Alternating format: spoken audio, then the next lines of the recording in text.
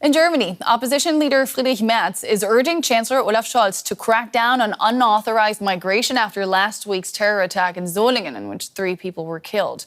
Merz, who leads the center-right CDU party, accused Scholz of losing control of the country after meeting with him on Tuesday. He said Scholz's government was split and unable to agree the radical measures needed to stop unauthorized migration. The suspect in the Solingen attack is a 26-year-old Syrian who had been rejected for asylum. Here is Merz speaking earlier today.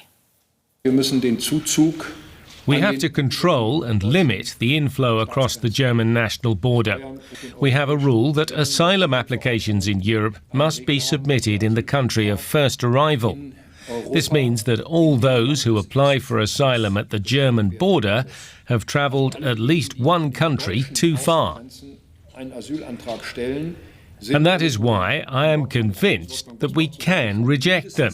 We have the right, and I think now, given the situation, the obligation, to declare a national emergency with regard to refugees. And our chief political editor, Michaela Küfner, is with me now. Michaela, you were at that very press conference. What did you make of those remarks? That was quite remarkable because Friedrich Merz, let's just remind ourselves, he's the leader of the opposition, and he sounded, and I think he saw himself as the chancellor he wants to be, essentially giving advice to Chancellor Olaf Scholz, accusing him of losing control, saying that unless the country stops migration, specifically from Syria and Afghanistan, it should declare a migration emergency, citing the law where it can do that. Essentially, he suddenly rediscovered the Dublin regulations, which have been dysfunctional in the European Union for a whole host of reasons, and not for quite a long time, not least because Angela Merkel didn't close those borders in 2015. So there's a legacy from his own party, and it's Friedrich Merz basically calling on Olaf Scholz in not very plain language to break up his own coalition, essentially telling him, look, you and me together, the opposition, the largest opposition party, and the Social Democrats have enough votes to boot out the other coalition partners in the current government. So that is a lot of, I'd say, it's going beyond election talk. It's trying to call the Chancellor's bluff. How did the Chancellor react then?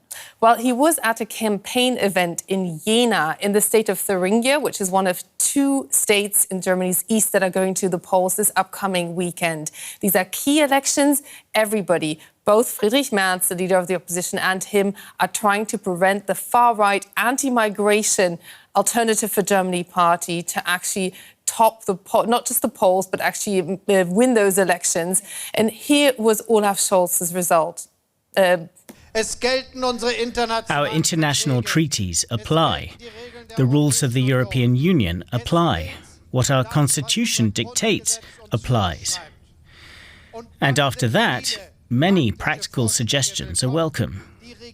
It's always good for the government and the opposition to work together. Not at odds with each other, but with each other.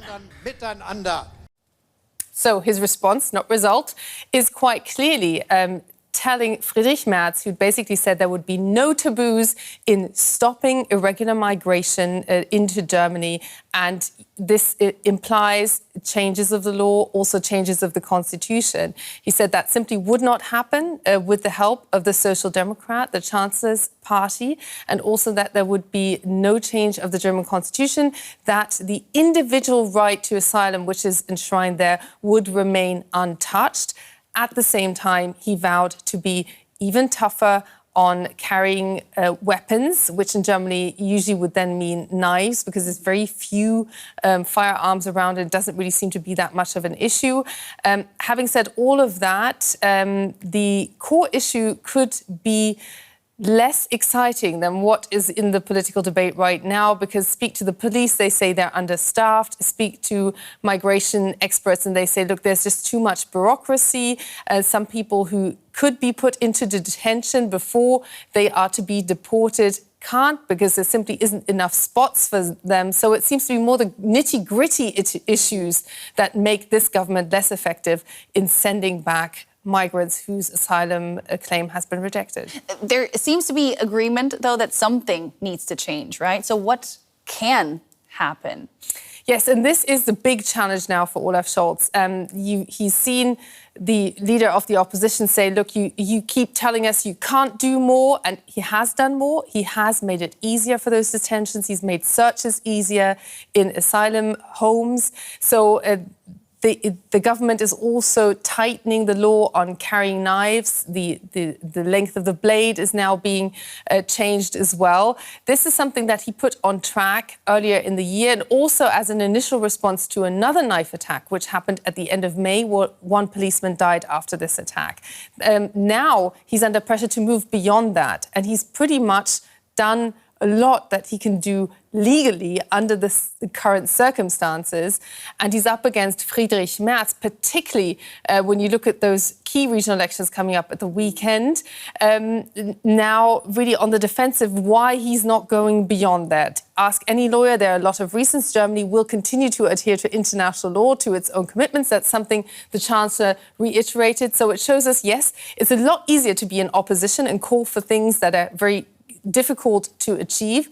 Having said that, there is a problem here in Germany. Some 76,000 people should be sent back to their initial country in Europe where they filed asylum requests after they were now rejected in Germany, and only 5,000 were sent back last year. So there is a huge gap. Something needs to be done. And Olaf Scholz is on the defensive going into key regional elections where the far-right AfD, which is an anti-migration party, is expected to come on top, potentially in both states, Thuringia and Saxony. And Friedrich Merz clearly is looking beyond these elections towards next year when there are federal elections here in Germany. He says he wants the migration issue off the table by then. I doubt it will be. DW's chief political editor, Michaela Küfner, with a bigger picture. Thank you so much. The Solingen incident has reignited the debate here in Germany about the risk from Islamism, but also about what's not working in terms of migration policies. It's a very heated debate just days before important regional elections in this country. So let's break that down with the security and migration expert. Raphael Bossong, so what is the bigger problem, the Islamist threat or the flaws of Germany's migration policies, or can you not separate the two? Well, specifically for this event, it is the Islamist threat.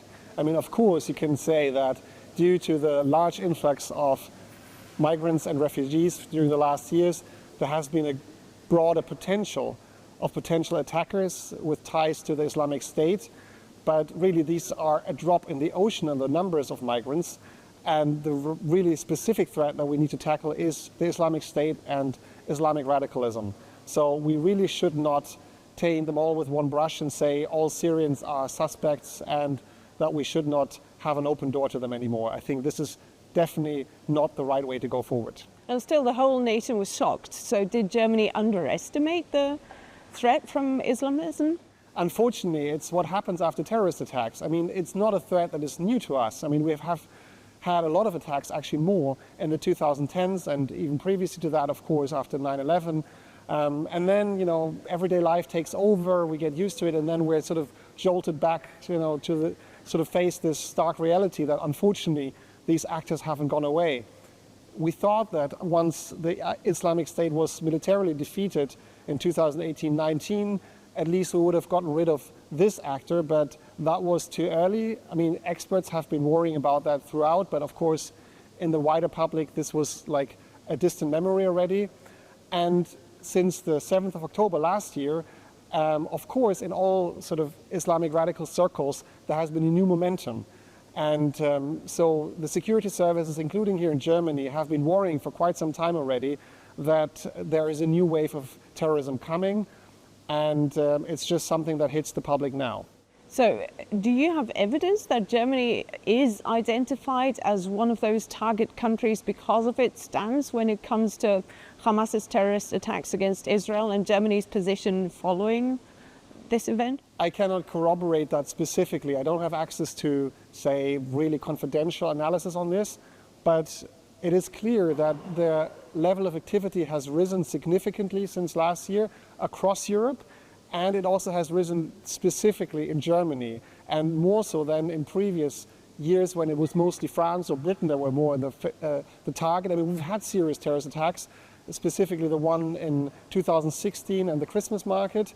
But overall, Germany seemed to be in the second tier of targets. And this may have changed at the moment. But it's really a very difficult prediction to make. But it is plausible to say that because of Germany's support for Israel, and also, in general, Germany being a main migrant hosting country in Europe, that this has changed the strategy, because it is one of the aims of terrorist actors to polarize countries. So if we react in the way to say now all Muslims and all Syrians are suspects and we don't want them anymore, this is exactly what plays into the hand of those extremists. So for those combinations of factors, the German support for Israel, and because in Germany there may be this reservoir to mobilize, I think this is why we see an uptick of activity. Now, you say we shouldn't be polarized, but of course, in this very case of the Solingen attacker, the suspected culprit would not have been in this country if migration procedures had worked. He was not recognized as an asylum seeker. He was going to be deported to Bulgaria, then that failed. So do you understand that some people really feel angry that these things can happen, that somebody is here illegally, not being deported, that there's something massively wrong? Of course, it is understandable that there is a need for strong symbols to say we take action, we take your concerns seriously. And I don't want to patronize people who express this sentiment. But when you look at it from the administrative and technical side, it really is a lot more complicated than this picture. So first of all, we have to say that it is not clear whether this migrant came specifically as an agent of the Islamic State, or whether he was somebody who radicalized along the way because he may have already lost his track, seen that he hasn't got a really perspective, and so on and so forth. And this is important because if it was the first one, this option that he was sent specifically to attack, then it may not have made much of a difference if he'd been in another European country. This person may have still crossed the border and struck a target in Germany, right? So first of all, we need to be looking more carefully at this case, and there is much we don't know yet. Secondly, this is a question of European cooperation. We've had this debate for over a decade that, everybody wants to minimize their part of the burden and, is happy to move along the migrants to the next country. And many of them did end up in Germany. And so this is a problem we've been tackling for many years. And just this May, we've had a big reform package at the European level, the so-called Pact for Migration, which is supposed to address at least some of those deficits. I mean, it's not a miracle cure. It's been a huge compromise, but it should help to get more frontline countries like Bulgaria, like Greece, like Italy, to take a larger part and more quickly of those migrants and refugees. But it takes 2 years. It will be implemented in 2 years' time. So I understand that politicians want happening something now, but practically we're not doing ourselves a favor, because these countries are saying, okay, we have this reform, let's do that. And I don't think they will be happy to just jump when we say, jump. So we need to have some patience here, although it's difficult to communicate. But in this case, Bulgaria was ready to take him back, but then the German authorities didn't find him when they knocked on the door of the refugee camp where he was staying. He was just not there.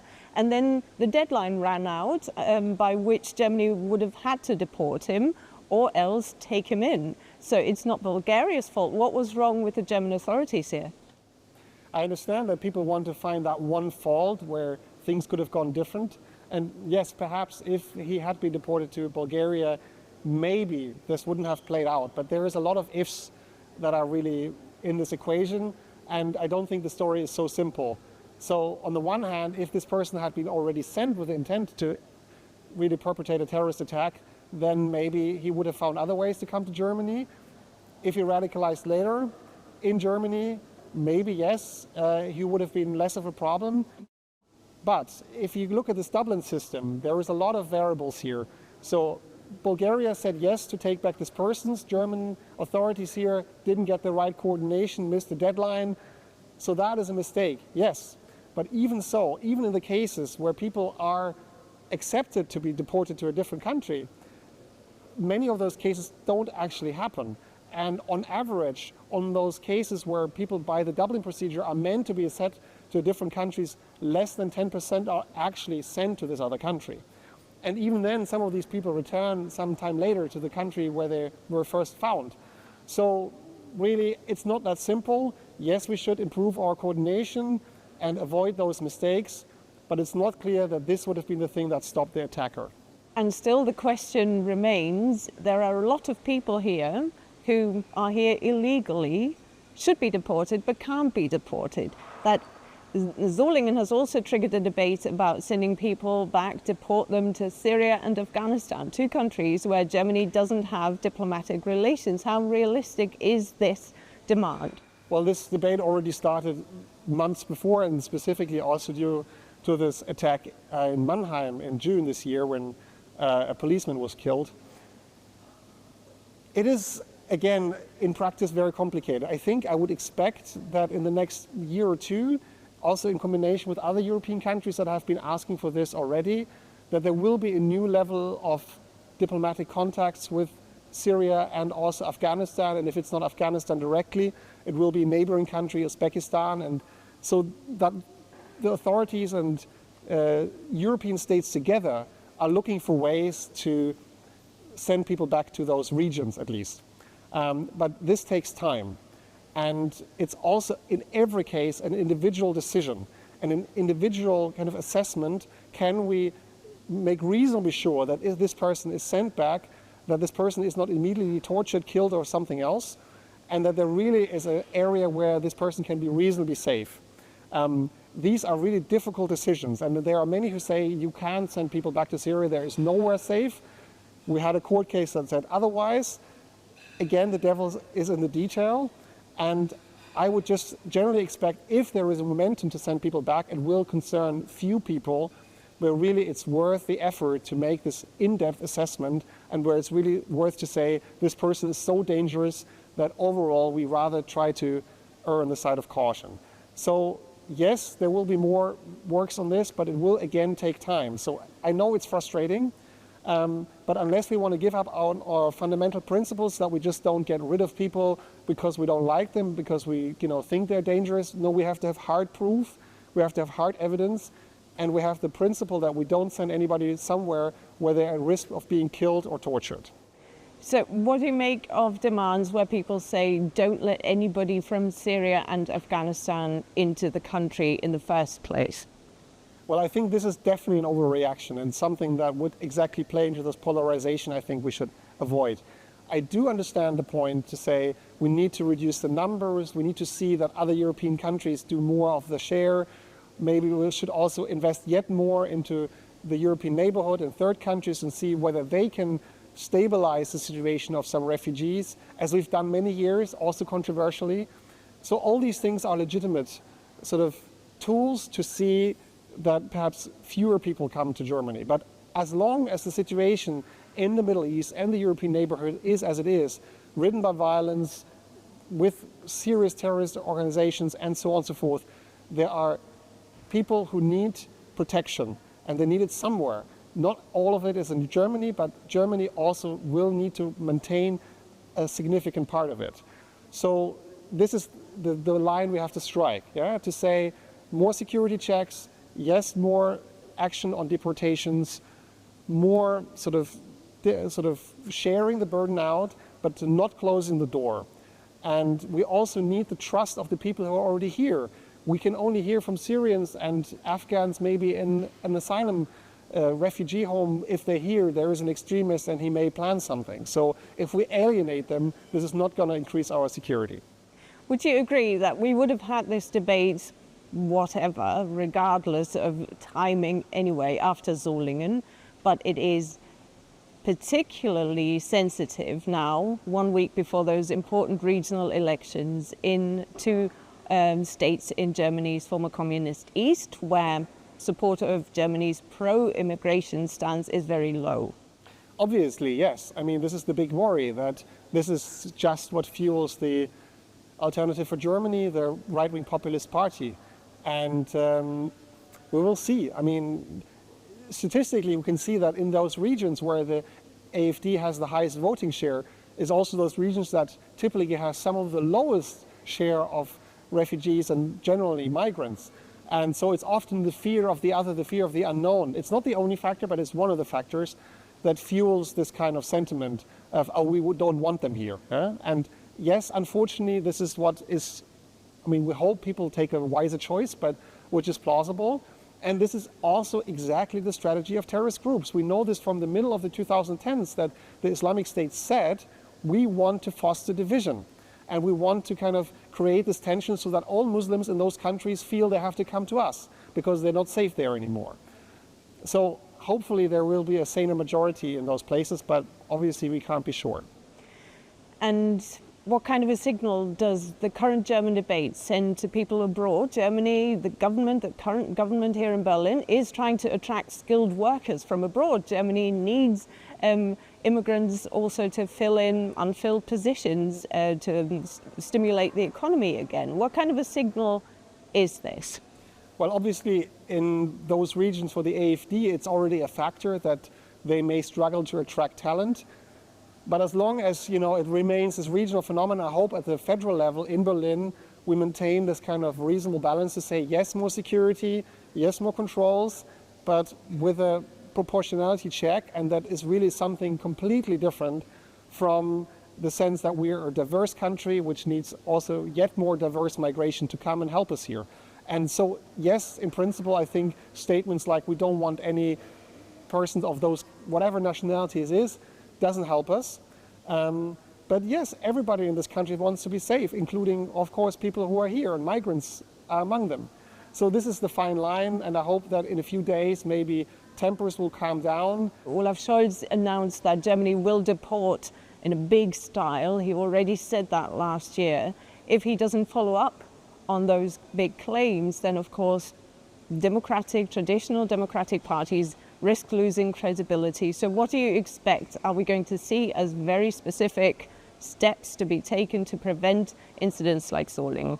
He indicated that there may be changes at the European level in European law.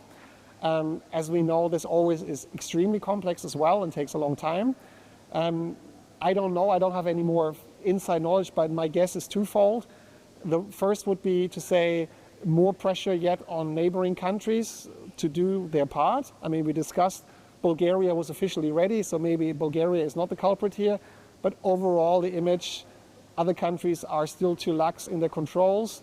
And this is also why we have internal border controls in Germany. So more pressure on this front. And there has been an open, and this is maybe more technical, sort of issue that the European Return Directive, so the overall European law that regulates the rules for returns, has not been reformed, or only in part during this last big reform movement. So I would be not surprised if this would be the next priority, and that there will be new arrangements to make it tougher, to have more detention, to have more data sharing, to have quicker procedures, all of that, so that politicians can say we're doing what we can.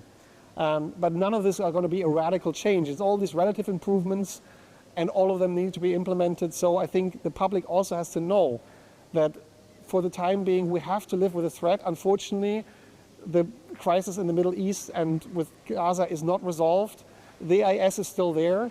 And as long as this is the case, we have to brace ourselves that these things can happen. And German authorities did thwart attempts this year. We just don't get them in the news. They have successes. But once in a while, well, not every time they have success. And we have to maintain calm in the face of this threat. Raphael Bossong, thank you for your insights. Welcome.